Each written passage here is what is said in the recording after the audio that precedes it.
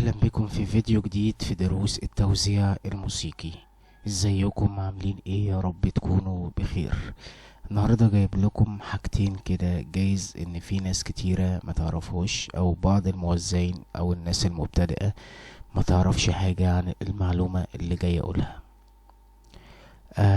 زي ما عودتكم في القناة ان انا بجيب لكم حاجات ممكن ما يكونش في حد كتير بيتكلم عليها، وخصوصا في FL Studio، لان في برامج توزيع كتيرة اشتغلت فيها، بس انا طبعا برتاح على FL Studio وكلهم تقريبا بيدوا نفس النتيجة. نخش في الموضوع على طول. قبل ما نخش سيبلي اللايك بتاعك الجميل والكومنت في اي حاجة انت عايزها، وانا هرد عليك في اسفل الفيديو، وهبعتلك الرقم الخاص بتاعي تتواصل معايا واتس.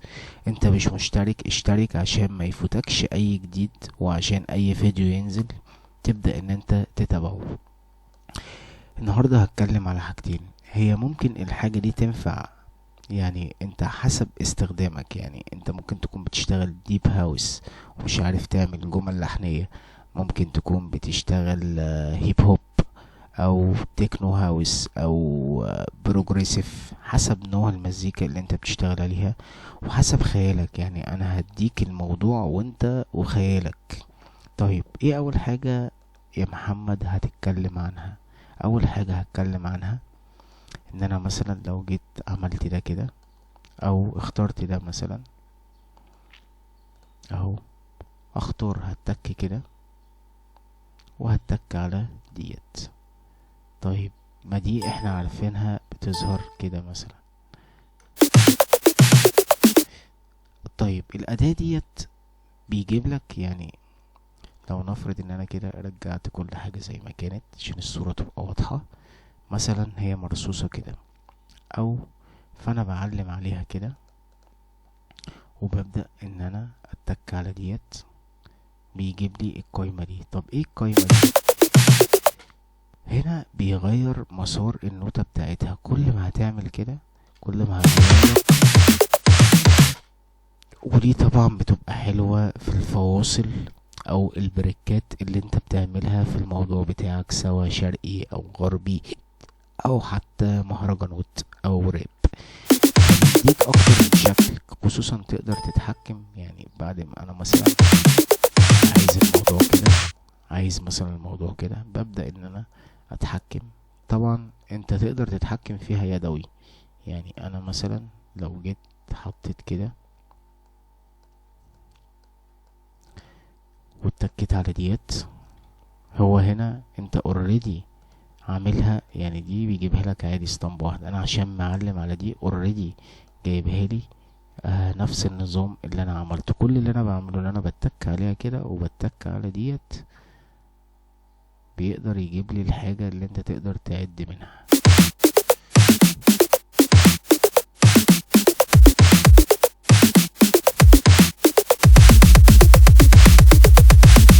طبعا مع تغيير الخامة يعني ممكن يبقى الموضوع شكله احلى. يعني مثلا لو جينا جبنا دي،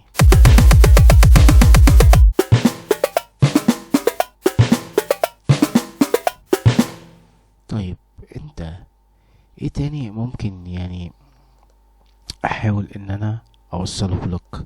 دي الاداة اللي انا بقولك عليها، تقدر ان انت تولد. طيب انا بس عايز اجرب حاجة كده معاكم. يعني انا لو جيت عملتها على آلة مثلا، هل هيديني نفس اللي انا عايزه؟ طيب نشوف كده.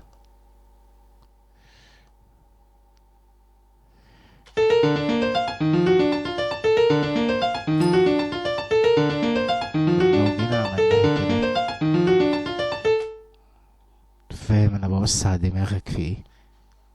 يعني ركز معايا كويس عشان الخطوة الجاية هتبقى احلى واحلى.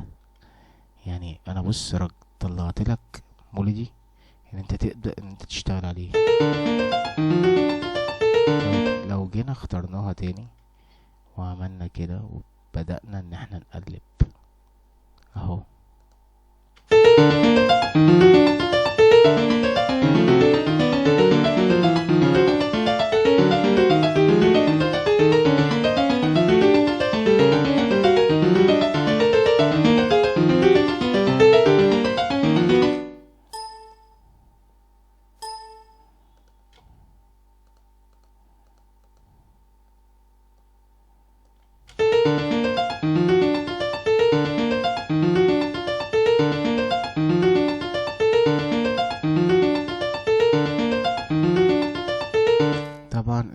تحدد السرعة بتاعتك اللي انت عايزها.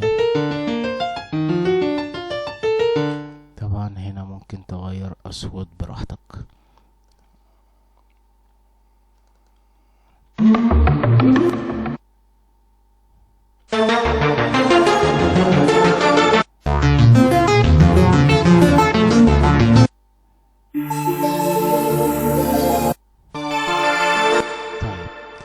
هي ديت حلوة في الكيك او السنير او الهايهات او الخامات اللي هي الطبول كلها او الدرامزات.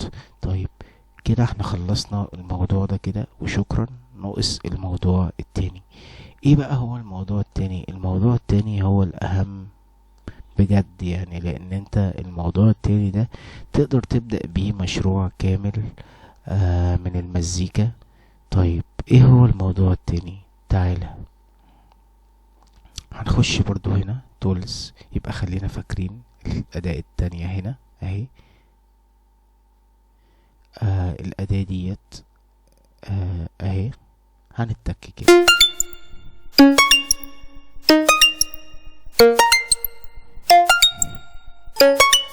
طيب هو هنا اداني صوت. طب ايه هو الصوت اللي اداهولي؟ انا مثلا عايز اغير اي صوت تاني انا عايزه. اوكي مفيش مشكلة.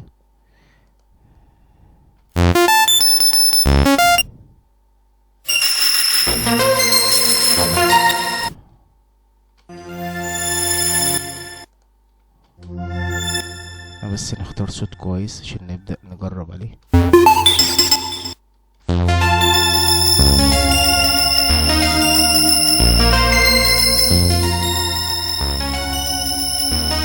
طيب هنعلم برضو كده وهنختار ديت اهي. نبدأ بقى نغير هنا. كل ما هتتك هنا هيولد لك حاجات تانية. طبعا ثواني عفوا. بص هي الأداة ديت لما بتيجي تعلم هنا هو بيولد لك صوت تاني، فاحنا هنمسح الصوت ده. هو اوريدي بيديك صوت من عنده، بس انت بعد كده ممكن تغير الصوت الآلة بتاعها بعد ما تستقر على النوتة او الأداة اللي انت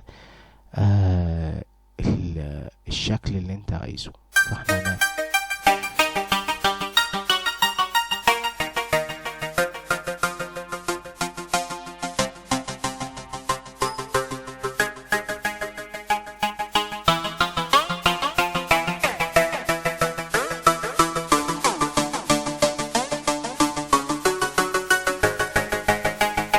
من هنا طبعا في تحكمات. يعني هنا ساعات بيجيب لك كورد. ومن هنا بص ركز معايا لما بتيجي تتعلم هنا الحاجات دي كلها، يعني بيبدأ ان هو بيلعب في النوتة من تحت. فهنا انت ممكن تلعب في طريقة الأداة بتاعتها. طيب ايه تاني؟ كل ما هتغير كده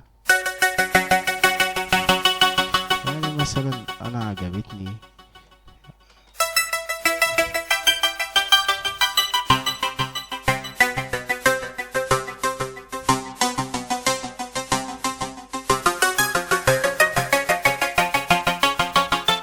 مثلا. يعني خلينا نرجع تاني عشان انا طلعت منها خالص.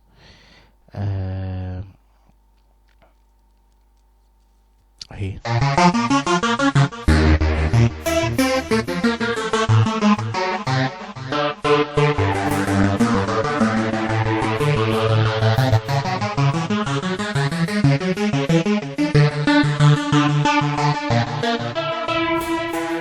طبعا تقدر ان انت تعدل عليها براحتك.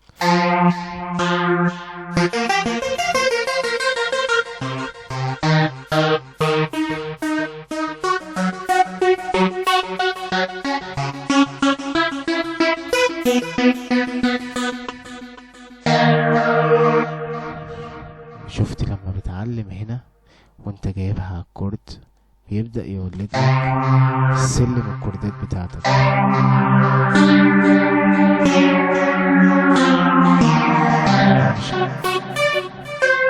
يعني هو انت يعني اوريدي، انا مثلا دي النوتة او دي اللعبة اللي انا مختارها. لو جيت علمت كده بيجيب لي الكوردات بتاعتها. طبعا عمرك شفت اسهل من كده ان مولدي في كوردات في نفس الوقت. كل ده مجاني جدا في اف ال استوديو.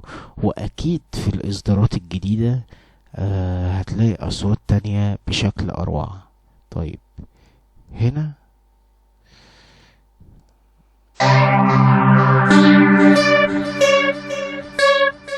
هنا قرب، وهنا يعني دي انواع هو بيجيبها لك.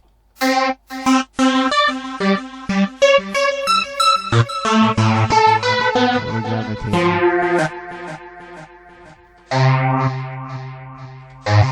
هنا بيجيب لك الحاجة فلات بتاعتها او الكوردي لو انت معلم هنا.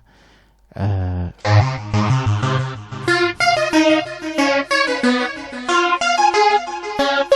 طب احنا خلينا ان احنا اخترنا دي. اكبت خلاص، انا اخترت ديت. هبدأ ان انا اختار صوت الآلة اللي انا عايزه. نفرض ان انا اختار النكسس كده مثلا.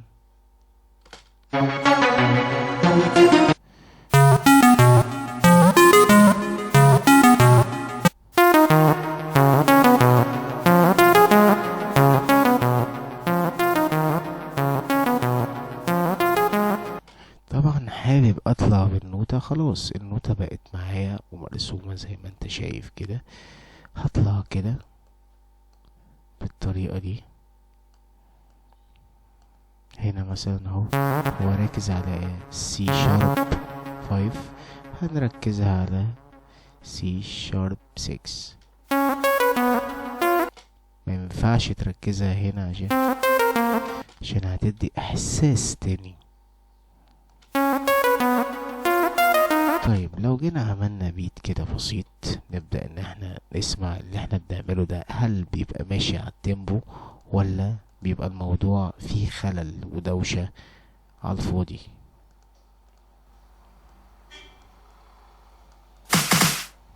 مثلا خلينا كده عاملين بيت عادي جدا، وهنيجي هنا شوفوا دي فين اهي. هي على 4 موازير، ونبدأ نعلي بس خليها حتى 110.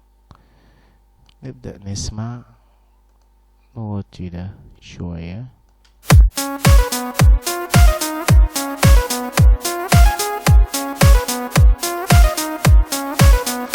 طيب احنا ممكن نستخدم برضو حاجة جامدة قوي.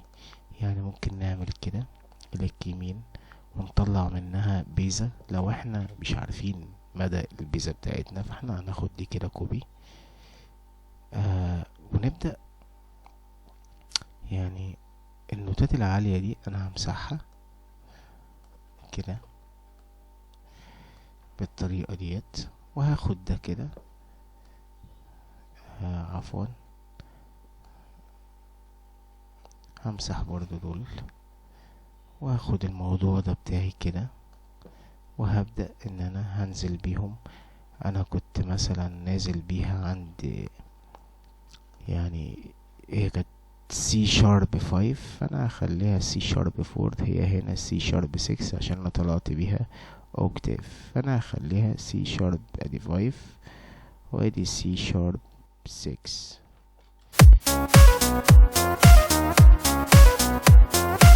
بس طبعا انت بتختار صوت.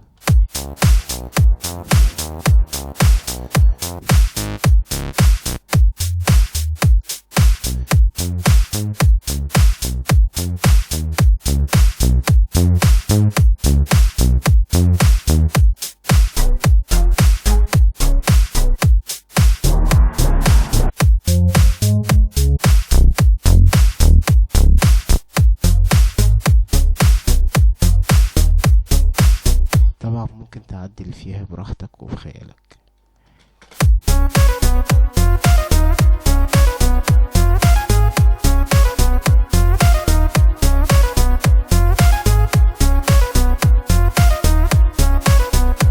طيب هنا احنا يعني انا مش بشرح توزيع موسيقي، انا بس بشرح لك الاداء.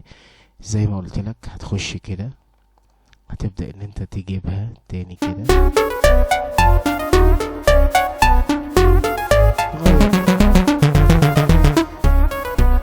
لو جيت علمت كده هجيب لك كوردات. بس طبعا اللعبة اللي ملعوبة دي مش بتاعتها.